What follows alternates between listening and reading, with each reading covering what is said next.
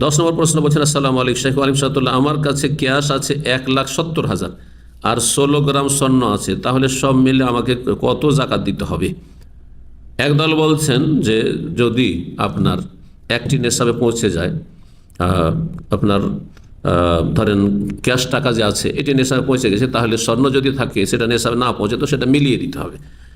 কিন্তু যেহেতু স্বর্ণের নেশাব ভিন্ন আর চাঁদের নেশাব বা টাকার নেশাব হচ্ছে চাঁদি, দুটোর নেশাব ভিন্ন ভিন্ন, সুতরাং এখানে টাকার সাথে আপনার এমন পরিমাণ স্বর্ণ যেটা নেশাবে পৌঁছে না, মানে 7.5 ভরি হয় না, 16 গ্রাম বলে 85 গ্রাম নয়, তাহলে সেটা মেলাবার কোনো প্রয়োজন নেই।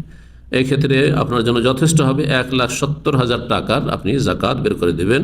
জি, 40 ভাগের 1 ভাগ, হ্যাঁ, 2.5%। আল্লাহ রব্বুল আলমী যেন আমল করার তৌফিক দান করেন। এবং মনে রাখবেন যে ফরজ জাকাত আদায়ের সাথে সাথে নফল সাদাকা করবেন। যেখানে সন্দেহ হবে একটি সমাধান, সন্দেহ হবে যে আমার উপর জাকাত ফরজ আছে না নেই, যদি আপনার সন্দেহ হয় তো আদায় করে দেবেন।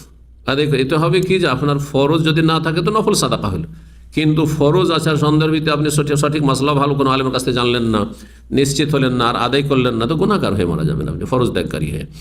যদি ফরজ থাকে সেটি আর আপনি সেটিকে মনে করেছেন আমার ফরজ হয়নি, এরকম সন্দিহান থাকবেন না, বরং আপনি ইবাদতের ক্ষেত্রে অধিক সতর্কতা অবলম্বন করবেন। আল্লাহ রাব্বুল আলামিন যেন উপকারী